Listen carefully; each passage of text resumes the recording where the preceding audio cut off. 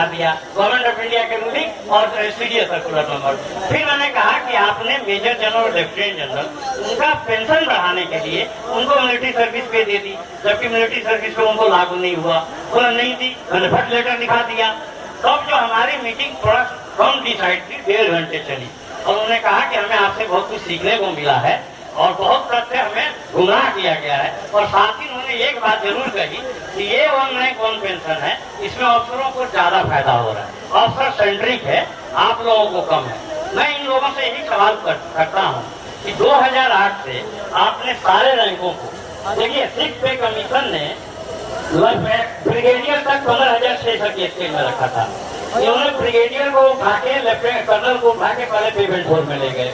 फिर इन्होंने कहा कि नहीं, हमारे लेफ्टिनेंट कर्नल को भी पेमेंट 4 में ले जाओ और साथ में जेसीओ जो है को 70% पेंशन दे दो। गवर्नमेंट से डील हुई, गवर्नमेंट से डील के बाद हमारी 70% की मांग छोड़ दी और अफसर लेफ्टिनेंट कर्नल पेमेंट 4 में चला गया। 15,600 की स्केल से 37,400 की स्केल। और बाद में जब ये आंदोलन हुआ तो अफसरों ने बड़ा घिनौना खेल खेला। जो उनके 21 साल के सब्जेक्ट मेजर थे उनको भी उठा के पेमेंट 4 में कर दिया।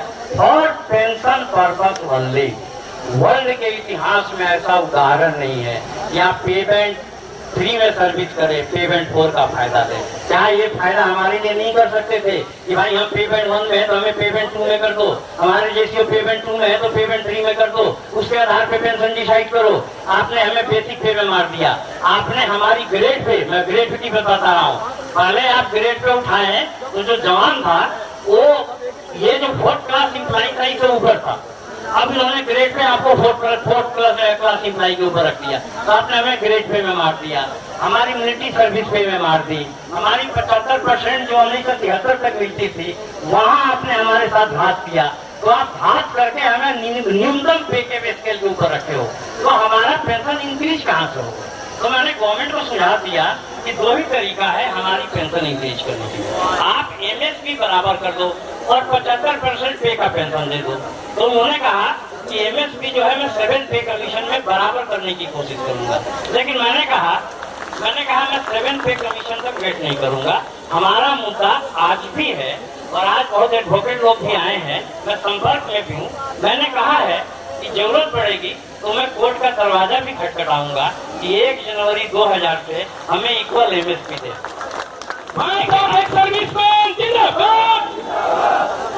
75% पे का पेंशन जो है, 75% पे का पेंशन है वो 73 में हमारा कम किया गया। सिविलियन का 33 से उठा के 50 किया गया। अफसर 50 पहले से लेते थे, लेकिन उस समय एक स्पेशल डिस्टर्बेंस अलाउंस अफसरों को मिलता, तो उनको खुश करने के लिए या सेटिंग करने के लिए इन लोगों ने समझौता किया। स्पेशल डिस्टर्बेंस अलाउंस जो 1950 में दिया गया था उनको बेसिक पे में अफसरों को ऐड कर दिया गया। तो अफसर का जो बेसिक पे है वो क्लास 1 ऑफिसर से ज्यादा हो गया, वो तो खुश हो गए, उनको आप चीफ भी खुश हो गया। चीफ ने आपके बारे में कुछ नहीं कहा। भारत के लिए बड़ा शर्म की बात है कि हमारा जो चीफ ऑफ आर्मी स्टाफ है ये सिर्फ अफसरों का चीफ आर्मी स्टाफ होता है, जवानों का नहीं होता। किसी का उदाहरण देख लो, आज भी देखिए बड़ा शर्म की बात है, आज भी जो चीफ बैठा हुआ है ये एक नीचे वाला का रैंक आदमी है, लेकिन जब वो चीफ के पद पे गया तो उसका अभी मैं कभी फेसबुक पे पढ़ रहा था 2-4 दिन कि जो इनको प्रमोशन का टाइम स्केल प्रमोशन का इनको लाभ दिया गया है, वो लाभ 26 साल में कर्नल बनता है। वो कह रहा है कि नहीं उसको 26 साल नहीं, उसको 23 साल में ही कर्नल बना दो। बाकी वो टेंट वाले क्या कहते हैं कि हमारा स्टेटस जो है आईएएस के बराबर कर दो, नॉन परफॉर्मिंग आईएएस। इसका मतलब कि वो कर्नल चाहता है कि हम 12 साल में ही कर्नल बन जाए।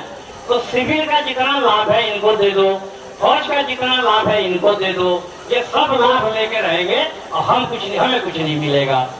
तो इस तरह का मीन मानसिकता, इस तरह का नीच मानसिकता आप वर्ल्ड का इतिहास पर उठा के देख ले, किसी वर्ल्ड आर्मी में नहीं है। मैंने अमेरिकन आर्मी का स्टडी किया, मैंने यार उनका ऑर्गेनाइजेशन चार्ट क्या है, वो कैसे काम करते हैं। उनके यहाँ खाना अलग नहीं है, मेस अलग नहीं है। जो उनका सार्जेंट का पे है, जो ज्यादा सीनियर सार्जेंट है, उनके लेफ्टिनेंट के पे से ज्यादा है। और उनका sergeant measure of the army होता है जिसका प्रोटोकॉल लेफ्टिनेंट जनरल के बराबर होता है। तो होगा लेकिन बैठता है चीफ के बगल के ऑफिस में। गवर्नमेंट उसको जवानों के बारे में सवाल पूछती है, जो जैसे हमारे यहाँ पार्लियामेंट है, उनके यहाँ कांग्रेस है, कांग्रेस बराबर पूछती है जवान के समस्याओं के बारे में, इनके समस्याओं के बारे में, और ये जाके डायरेक्ट गवर्नमेंट को बताता है। बीच में अफसर बिचौलिए नहीं है वहां पर। मैं वहां पे अभी चीफ का स्टेटमेंट पढ़ रहा था, उस चीफ ने ये कहा था, अमेरिकन आर्मी का चीफ ने, कि मैं जब जाता हूं कांग्रेस में तो मैंने ये नोटिस किया कि जो कांग्रेस के मेंबर है वो सार्जेंट मेजर को ज्यादा सुनते हैं, हमें कम सुनते हैं। तो ये वहाँ के लिए गौरव की बात है कि भाई उनके जो नीचे के रैंक है उनकी इज्जत वैल्यू भी उतना ही है जितना सेना के अफसरों की है। अभी मैंने एक खबर पढ़ी थी, अभी जो राष्ट्रपति बराक हैं, इन्होंने वहाँ के जो अवार्डी हैं, जो मेडल अवार्डी हैं, सबको इन्वाइट किया। और आपको मेरे को बड़ा आश्चर्य हुआ कि जितने मेडल अवार्डी थे, टॉप मेडल जो हमारा परमवीर चक्र है, वो टॉप मेडल सारे के सारे हवलदार, सिपाही, नायक थे, कोई अफसर नहीं था। यहाँ पे हमारा मेडल भी छीन के खा जाते हैं, लड़ाई हम लड़ते हैं, मेडल इनको मिलता है। तो उसने क्या किया, तो मैंने बड़ा आश्चर्य किया कि राष्ट्रपति ने स्पेशल स्वागत किया। भारत में क्या है, भारत के राष्ट्रपति 65 बार में सिर्फ अफसरों को बुलाता है। ये कहते हैं हम जाएंगे ही नहीं, अपमान करते हैं, वो करते हैं। अरे जवानों को तो बुलाओ, नीचे के रहे, वो भी तो लड़ाई लड़े हैं, इनको भी तो राष्ट्रपति भवन में बुला के सम्मान करो। 65 बार के लड़े हुए जेसीओ जवान बैठे हुए हैं, इनको तो इन्विटेशन नहीं दे, उनको इन्विटेशन देते हो, मीडिया को बुलाते हैं, कहते हैं यार हम तो नहीं जाएंगे, आपने हमारा ये नहीं किया, वो नहीं किया। वो तो न इस सिस्टम को मान रहे हैं, न इस व्यवस्था को मान रहे हैं, न हमारे कल्याण की बात कर रहे हैं। उनका हरकत देश हित में ठीक नहीं है। हम लोग देश के लोग हैं, गांव देहात के ज्यादातर लोग हैं, हम भारत माँ की जय करने वाले लोग हैं, लेकिन हमारे साथ न्याय नहीं हो पाया है। 1857 की अगर किसी ने क्रांति की है तो सिपाही था, जिसको सिपाही विद्रोह का नाम अंग्रेजों ने दिया। भारतीय इतिहासकारों ने उसका नाम दिया प्रथम स्वतंत्रता संग्राम सेनानी। नतीजा क्या हुआ, सबसे ज्यादा सफर किसने किया, बाद में देश आजाद हुआ, आजादी की लड़ाई चल पड़ी, लेकिन अंग्रेजों ने एलिजाबेथ एक्ट, ये एक्ट, वो एक्ट बना के सबसे ज्यादा नुकसान किया तो जवानों को किया। और इस देश का जब आजाद हुआ तो इस देश के लोगों ने, इस देश के स्वार्थी तत्वों ने आर्मी एक्ट में बदलाव की बात नहीं की, हमारे एक्ट में बदलाव की बात नहीं की, सेवादारी प्रथा को मेंटेन रखा, भेदभाव को और बढ़ाया। पहले जो जेसीओ था उसको सजा देने के लिए ब्रिगेडियर के पास ले जाना पड़ता था, अब कर्नल को पावर दे दी है जेसीओ की। आर्मी एक्ट में कर्नल 12 क्लास पढ़ा हुआ कर्नल होता है, 12 क्लास में भर्ती होता है, उसको डिस्ट्रिक्ट जज का पावर दे दिया है। अब आप उसकी अपील जाओगे एटीएफ में करोगे, वो वहाँ करोगे जो कि हाई कोर्ट के बराबर है। तो इस तरह का न्याय अत्याचार होता है, ये देश हित में नहीं है। ये देश में बहुत पोटेंशियल है, बहुत ताकत है, जवानों में बहुत एनर्जी है, बहुत ताकत है, इनको इज्जत करो, इनको सम्मान दो। इनकी पे जो हमारी मांग तो है नहीं कि हमें क्लब में जाना है, वो तो 56,000 उनको संतोष नहीं हो रहा है, करोड़ों रुपया उनको तनख्वाह में मिलता है, उनको तो क्लब में जाना है, पता नहीं क्या क्या गेम खेलते रहते हैं। हम तो अपनी बेसिक रिक्वायरमेंट मांग रहे हैं, बेसिक रिक्वायरमेंट जो सर्वाइवल के लिए जरूरी है, जो हमारी बच्चों की शिक्षा की जरूरत है। हम तो ज्यादा डिमांड भी नहीं कर रहे हैं। क्या ये मामूली चीजें भी भारत सरकार हमें नहीं दे सकती? क्या हमारी ये चीजें भी छीन के उनको दे देगी? तो आप लोग उनसे जाते हो, जो लोग उधर जाते हैं, उधर के लोगों से भी पूछिए कि जो अफसर ने है हमारे पेंशन बढ़ाने के लिए क्या किया।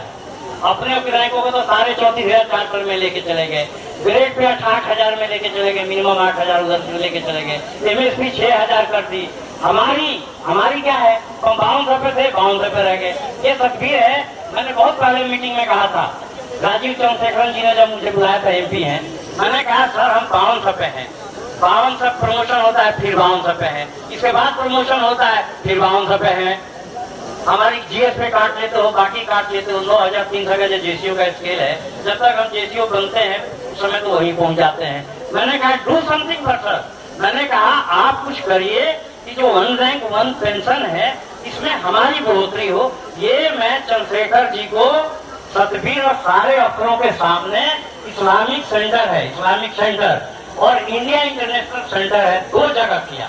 मैंने कहा शर्म आनी चाहिए कि हमारी पीडीएस 35 है, 100% डिसेबल सोल्जर है, वो 35 पे है। मैंने कहा हम लोग आप लोगों को शर्म आनी चाहिए कि वो कैसे जीते हैं, कैसे वो करते हैं। तुम लोगों को अपनी पड़ी है, आप लोगों की अपनी पड़ी हुई है।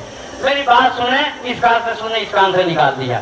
तब मैंने कहा नहीं, इनके पास जाने का हल निकलेगा। अब आप खुद लड़ो, खुद अपना संगठन बनाओ और खुद उसको आगे ले जाओ, ताकि हमें गवर्नमेंट से बात करने के लिए हमें किसी बिचौलिए दलाल की जरूरत नहीं है। हम स्टेक होल्डर हैं, हमारे पास मुंह है, हाथ है, हम तुमसे बेहतर लिख सकते हैं।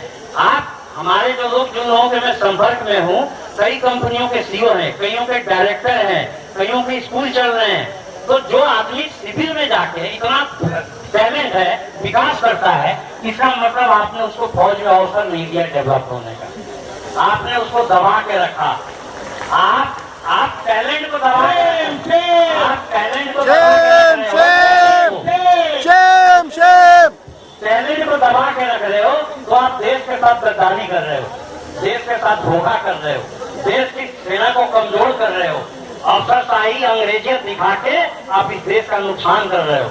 ये नुकसान की इजाजत तो हम नहीं देंगे, हमें कोर्ट का भी रास्ता मालूम है। हमारे पास जब मैंने स्टार्ट किया मूवमेंट, इतने बढ़िया अंग्रेजी जानने वाले हैं, इतना बढ़िया अंग्रेजी के ड्राफ्टर हैं, इतना ब्रिलियंट लोग हैं, जब उनको बैठते हैं जवाब देते हैं वो भाग जाते हैं, फेसबुकों से छोड़ के भाग जाते हैं। तो इस तरह के लोग हमारे यहाँ टैलेंट बना हुआ, हमें उस टैलेंट्स को, अपने लोग को इकट्ठा करना है और हम लोगों को आगे ले जाना है। देश के बारे में भी सोचना है, अपने विकास के बारे में भी सोचना है। और इसीलिए मैं कह रहा हूँ आप सब इकट्ठा हो। और अभी वो पॉलिटिकली आपसे एक्सप्लॉयटेशन करेंगे, वो मंच राजनीति कर रहा है, पंजाब में खड़ा होगा, हर जगह खड़ा होगा और आपका वोट पे उसकी नजर है। तो मैं ये कह रहा हूँ कि आप पॉलिटिकल टाइप पे भी असर खड़े हो। अगर कोई जनरल खड़ा होता है उसके खिलाफ हमारे जैसे जवान खड़े हो, हार मैटर नहीं है।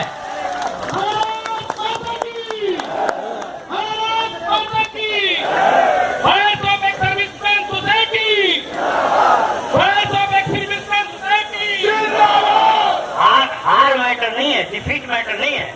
मैं लड़ा, मेरे कहा डिफीट हो जाओगे, मैंने कहा मैं डिफीट के लिए तो लड़ रहा हूँ और डिफीट होते होते विजय की तरफ जा रहा हूँ। हमें तो खोना ही कुछ नहीं है, हम तो जीरो पे हैं और जीरो पे तुम कीजिए कहाँ नीचे ले जाओगे। 52 मिनिमम पे है, 52 से क्या 2000 कर दोगे, इसे नीचे तो ले ही नहीं जाओगे। तो हमें कहा हमें किसी चीज का डर नहीं है, लेकिन आपकी जागरूकता बहुत जरूरी है। आप कई क्षेत्रों में वोट बैंक है, आप कितना देख रहे हो, अफसर एमपी बना हुआ है, ये आपका उत्तराखंड में बना हुआ है, वो सब आपका इस्तेमाल करके बना हुआ है। इस्तेमाल करके बनता, आपके सपोर्ट में काम करता तो बात समझ में नहीं आती। ये इंडियन अफसर इतने घटिया हैं, सोच के जीतेंगे आपका, आपके पैसे से आंदोलन करेंगे और नुकसान आपका करेंगे, अपना फायदा करेंगे। मेरे पास है, मैंने एक लेफ्टिनेंट कर्नल का मंगाया था सीडीएस, उसने कहा कि ठीक है उसका रैंक नेम नहीं बना के आपको भेजूंगा। मेरे पास आया है 20 साल का विंग कमांडर है, मात्र 20 साल, उसको 49,000 की बेसिक पे है, 49,000। और जो चीजें उसके पेंशन में काउंट होता है या जो चीजें उसको परमानेंट मिलता है, अलाउंस छोड़ देता हूँ, अलाउंस छोड़ दीजिए, वो उसको आज की डेट में 1,35,000 सैलरी पे, 1,35,000। जब वो 1,35,000 की सैलरी पे है, 49,000 बेसिक है, 8,000 उसका ग्रेड पे है, 6,000 एमएसपी है, आप जोड़ लेना, इसके 50% देख लेना, 34-35,000 पड़ेगा। आप 20 साल का पेंशन उसका देख लेना, उसकी पेंशन में 15 से 20,000 की बढ़ोतरी हो रही है। वर्तमान अमल वन पेंशन है, इसमें 10 से लेके 20,000 तक अफसरों के पेंशन बढ़ रहे हैं। मैं आपको एक कॉन्स्टिट्यूशन ऑफ इंडिया का प्रोविजन बताता हूँ, वकील लोग हैं 38 सेक्शन आर्टिकल कहता है, ये state principle of the state है कि आप गैप कम करोगे, आर्थिक गैप कम करोगे। यहाँ हो कह रहा है आर्थिक गैप को बढ़ा रहे हो। जब वो क्राइटेरिया पूरा नहीं करता ऑनलाइन पेंशन का, उसको क्यों दे रहे हो? वो सिक्योरिटी एजेंसी का लाइसेंस उसको क्यों दे रहे हो? रोड ट्रांसपोर्टेशन का लाइसेंस क्यों दे रहे हो उसको? आपका सीएनजी का क्यों दे रहे हो? ये वो सीएनजी को उसको देता है, चलाता हवलदार को इम्प्लाई कर लिया 6,000-7,000 पे, हाँ सर फोन करता है, काम हवलदार कर रहा है, फायदा उसको मिल रहा है। जहाँ वो हवलदार जब काम कर रहा है तो लाइसेंस उस हवलदार को नहीं दिया जा सकता। ये आर्टिकल 19 जो है कॉन्स्टिट्यूशन ऑफ इंडिया है, इसका वायलेशन है। ये राइट ऑफ प्रोफेशन जवानों देशियों का इसका वायलेशन है। ये स्टेट ये नहीं कर सकती कि आप व्यापार करो और उसके व्यापार के बदले उसको ये व्यवसाय भी प्रोवाइड नहीं कर सकती। आज सिक्योरिटी एजेंसी में भी इनको व्यापार प्रोवाइड किया जाता है। वो व्यापार कम से कम 1.5 लाख रुपया से ज्यादा का महीना का है। हमारे साथी बता रहे थे कि जिंदा हाथी 100 का, मरा हाथी 1.25 लाख का। तो जब रिटायर होते हैं तो लाख के हैं, सर्विस करते हैं। जब ये रिटायर होते हैं तो 1.25 लाख के हो जाते हैं। इनको ऑनलाइन पेंशन चाहिए। वर्ल्ड का सबसे फास्टेस्ट प्रमोशन वर्ल्ड का भारत में है। 2 साल में कैप्टन, 6 साल में मेजर, 12 साल में 13 साल में लेफ्टिनेंट कर्नल, 26 साल में कर्नल। एक गधे को भी भर्ती करा दो, 12 क्लास से पढ़े होते हैं, वो कर्नल बन के ही निकल के आएगा। हमारे लिए हमारी प्रमोशन को भी खत्म कर दिया। आप मैं एक सार्जेंट का बता रहा हूँ। सार्जेंट जो है कभी टीचरों के बराबर स्केल हुआ करती थी। आज टीचर कहाँ से कहाँ पहुँच गए, उसका स्केल डाउन होता गया। नायक की पेंशन जो है टीचरों के बराबर होती थी। आप सिविल से कंपैरिजन करो। सिविल का एक आदमी जो भर्ती होता है एलडीसी के ऊपर, वो 20-22 साल के अंदर 54 की ग्रेड पे पहुंच जाता है। 54 की ग्रेड पे, 54 की ग्रेड पे इनकी कैप्टन वगैरह की होती है। तो 54 की ग्रेड पे पहुंचा था। हम कहाँ पे हैं? 52 पे रह जाते हैं, 28 पे पहुंचते हैं। बहुत मुश्किल हो गया 52 पे के 42 पे पहुंचते हैं। तो ये जो डिस्क्रिमिनेशन है, ये जो भेदभाव है पे पेंशन फर्क में, इसको मैं बर्दाश्त नहीं करूँगा, इसको टॉलरेट नहीं करूँगा, इसको लड़ूंगा। और 8 साल से लड़ रहा हूँ, 6 साल से लड़ रहा हूँ। इन्होंने जितना दम लगाना था मेरे खिलाफ लगा दिया, लेकिन सक्सेस नहीं हुए, क्योंकि मैं सत्य के साथ हूँ, मैं जेन्युइन लोगों के साथ हूँ। बहुत लोग मेरे लिए दुआ करते हैं, मेरे लिए वे फोन कर करके प्रार्थना करते हैं। एक राजू जी हैं, चेन्नई के हैं, वो गए रामेश्वरम में जाके पूजा किया, बोला भगवान भाई को सफलता दिलाओ, भाई की सफलता दिलाओ। मैं कौश के लिए लड़ रहा हूँ, व्यक्तिगत के लिए नहीं लड़ रहा हूँ। मैं खुद जब मैंने सेक्रेटरी से कहा कि मैं हवलदार हूँ और मेरी पेंशन 5762 कह रहे हैं तो बड़ा कम है, तो मैंने कहा मैं लड़ कीजिए रहा, अगर आप सफिशिएंट देते तो मेरे को लड़ने की क्या जरूरत है। मैं इसलिए तो अब इशू जो है गवर्नमेंट के कान में आ गई है। और जो भारत सरकार के पीओ ने बुलाया, तो जरूर कहीं ना कहीं भारत सरकार के पीएम की सहमति होगी। तो मैं उसके लिए धन्यवाद देता हूँ कि उन्होंने जेसीओ जवान के प्रतिनिधि की भी बात सुनी। लोकतंत्र में बात सुनने में कोई बुराई नहीं है। बात सुनोगे तो आपका ज्ञान बढ़ेगा, ज्ञान बढ़ेगा। तो ज्ञान बढ़ेगा तो आप निर्णय लेने वाले बॉडी हो। आपका निर्णय लाखों लोगों को प्रभावित करता है। इनको दोगे, इनको पहले से ही ज्यादा मिल रहा है, 97% है। आपका वोट भी नहीं देंगे आपको, वोट तो देते नहीं है, गोल खेलते हैं वोट के दिन।